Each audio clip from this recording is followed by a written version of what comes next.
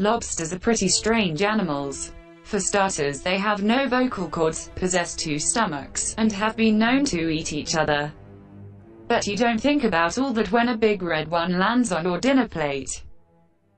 There's nothing like extracting large pieces of lobster meat from the shell, swirling them in warm drawn butter, adding a squeeze of lemon, and savoring each sweet, delicious bite.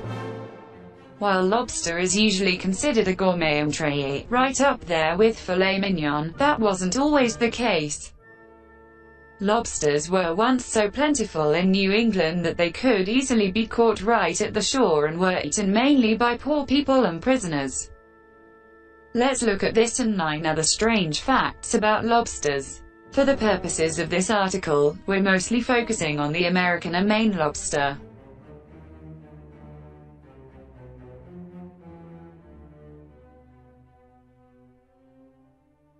Lobsters were considered a delicacy during the Middle Ages in Europe, and even served as medicine.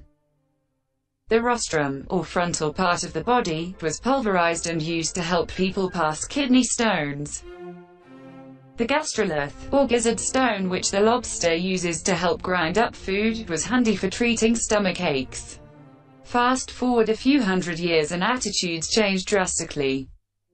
Lobster was so abundant in 18th and early 19th century New England that it was fed to pigs and the shells used as fertilizer.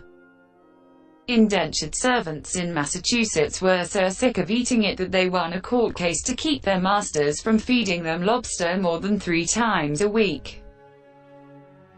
The first shift to luxury food item took place in the late 1800s, as wealthy city dwellers flocked to the beach, and advances in refrigeration allowed live ones to be transported all over the country. As demand increased, supply decreased, which drove up the price.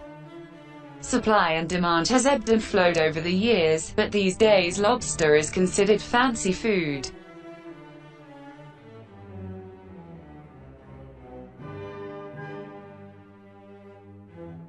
In the wild, most lobsters are a mottled greenish-brown. They turn red when cooked because heating breaks the bond between pigmentation and protein in the shell. The red color comes from the expression of astaxanthin, a type of carotenoid pigment found in orange-colored plants, eaten by the animals the lobster eats. A small number of lobsters can be red prior to being cooked, as well as orange, yellow, green, blue and various combinations of these colors. In some cases, these hues are a genetic mutation. Other times, it has to do with the food the lobster eats. If it only has one type of food available, it may turn a solid color as a result. So far, we've been referring to the American lobster. This big clawed crustacean is found off the east coast of Canada and the United States. Its cousin, the European lobster, has smaller claws and its natural coloring is dark blue with spots and a yellow underbelly. It is found in the waters around Western Europe and North Africa. Non-clawed lobsters, called rock lobsters or spiny lobsters, are found in warmer waters around the world and come in a variety of colors.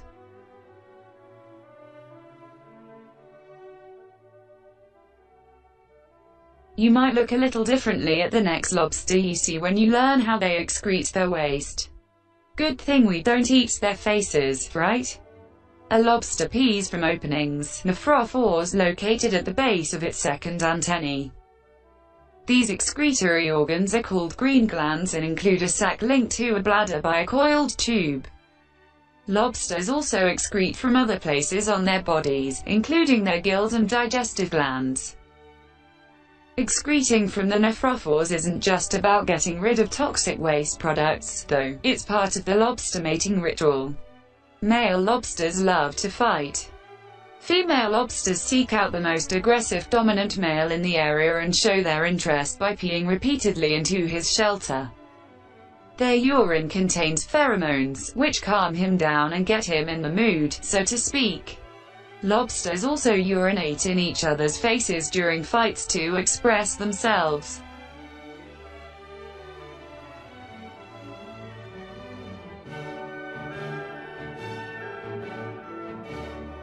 Just in case peeing from their faces isn't unusual enough for you, lobsters have some other unique anatomical characteristics.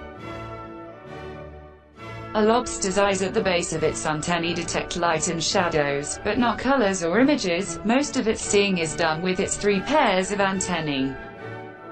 The large pair is used for feeling around and the smaller 2 pairs help it navigate via smell. An appendage between its eyes called a rostrum often gets mistaken for a nose, but it's just there to protect the eyes during fights. And that's not all. Lobsters have 2 stomachs.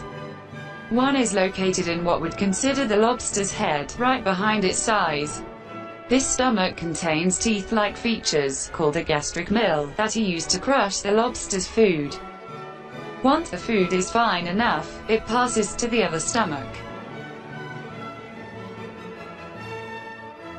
Most of a lobster's abdomen is taken up by a digestive gland that serves as the filtration system, sort of like your liver.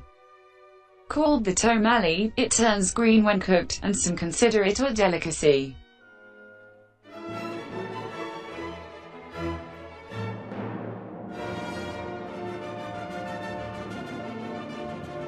Clawed lobsters typically have 2 differently sized pincers. The larger of the 2 is the crusher, and it's used for, you guessed it, crushing through the shells and carapaces of its prey. The smaller of the 2 claws, the cutter or seizer, grabs onto meat and shreds it into smaller pieces so that the smallest antennae can carry it into the lobster's mouth. Lobsters tend to have a dominant claw, meaning that they are either right-clawed or left-clawed, and their crusher claw can be on either side. Juvenile lobsters start out with 2 cutters, and one develops into a crusher over time as the lobster locates objects to pick up. Scientists have been able to induce lobsters to avoid developing a crusher claw, but not to generate 2 crushers. Those have only been seen in the wild. No matter which claw is dominant, the lobster isn't all that attached to it, literally. If a lobster loses a claw or a leg, it will grow another when molting. Molting happens several times a year until the lobster is a full-sized adult. During molting, the carapace splits and every hard piece is shed.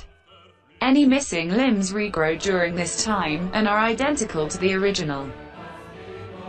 A lobster can also drop a limb or claw if necessary to save its life, such as to get away from a predator. This adaptive phenomenon is called autotomy or reflex amputation.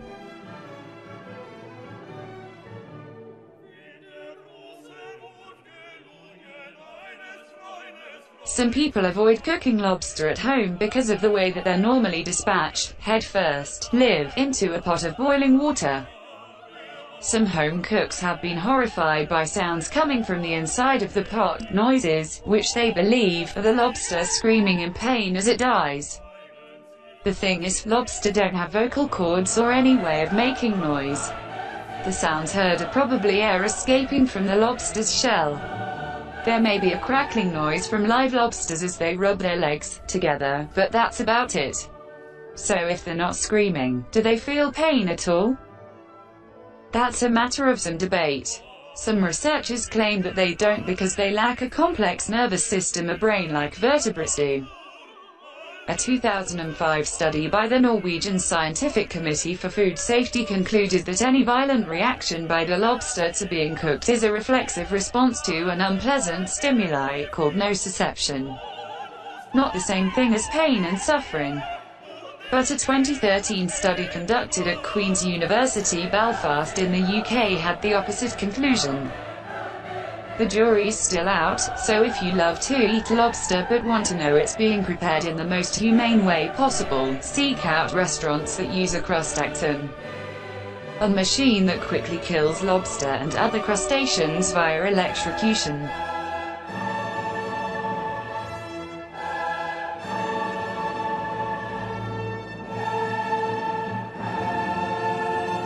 In a 1996 episode of the sitcom Friends, the character Phoebe compared Ross and Rachel's turbulent romance to those of lobsters, stating, "It's a known fact that lobsters fall in love and mate for life. There are earlier examples of this theory as well, but it's simply not true." As we mentioned before, a female lobster visits the most dominant male in the neighborhood and entices him into mating by peeing in his shelter. After several visits, the male gets the message and lobster love ensues. First, the female has to disrobe, molt. After the deed is done, she hangs around until her shell has regrown, then takes off. The whole rendezvous takes between 10 days and 2 weeks. But then another female comes by and does the same thing. And another, until all the female lobsters around have mated with the dominant male lobster. So instead of mating for life, lobsters are serial monogamists, having one exclusive but very short-term relationship after another. If you're a fan of Friends, you know that Ross and Rachel did eventually end up together, after 10 seasons and numerous other relationships.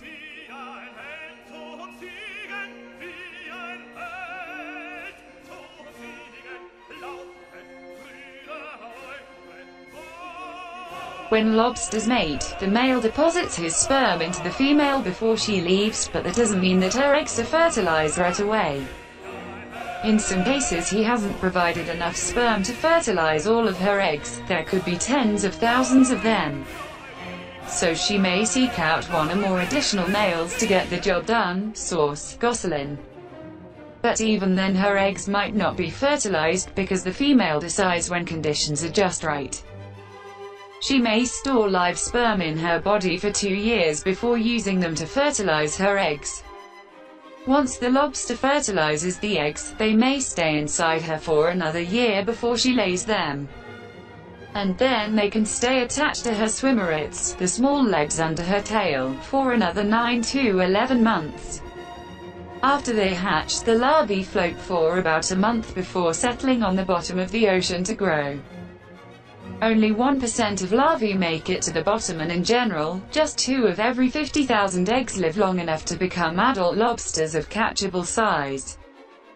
The lengthy life cycle and small payoff help explain why female lobsters are discriminating about when they decide to fertilize and lay their eggs.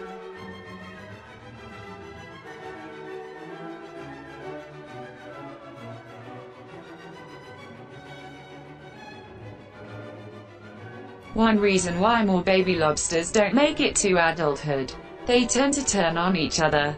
After hatching, lobsters go through numerous stages of development. Once they start to actually look like little lobsters, they're not just floating along and eating zooplankton, fish eggs and other types of larvae anymore. They're competing for food and going after prey like crab, gastropods, starfish and marine worms. In close quarters, this behavior is part of why lobsters aren't often raised in captivity. They have to be separated into individual containers. This cannibalistic behavior isn't limited to baby lobsters, though. It's common for adults to eat juveniles or lobsters that have just molted when they're in traps or tanks. Until recently, though, researchers hadn't witnessed this type of behavior in the wild. Then in 2012, scientists in Maine filmed lobsters practicing infanticide.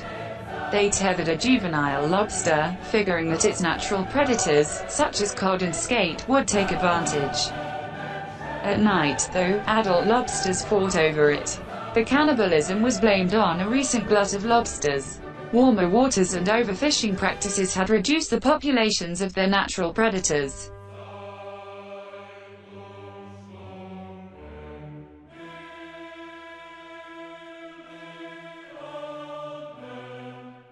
If you believe everything you read, you may recall seeing a lobster meme in the summer of 2013, a photo of a lobster with the phrase, "biologically immortal. Delicious with butter." I can attest to the latter part, but the former isn't true.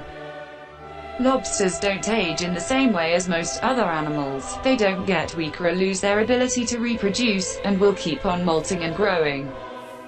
However, that doesn't mean that they live forever. At some point, even if they aren't caught, they die due to natural causes.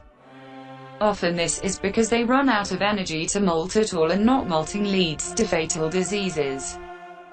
So, we know that lobsters eventually die, but we aren't quite sure when.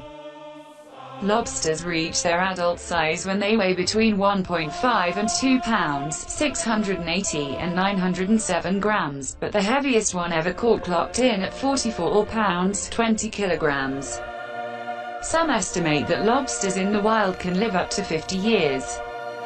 Scientists estimate a lobster's age by measuring levels of materials known to accumulate in its body over time, such as deposits of fat in its eye stalks or a pigment called urolipofuscin in its brain.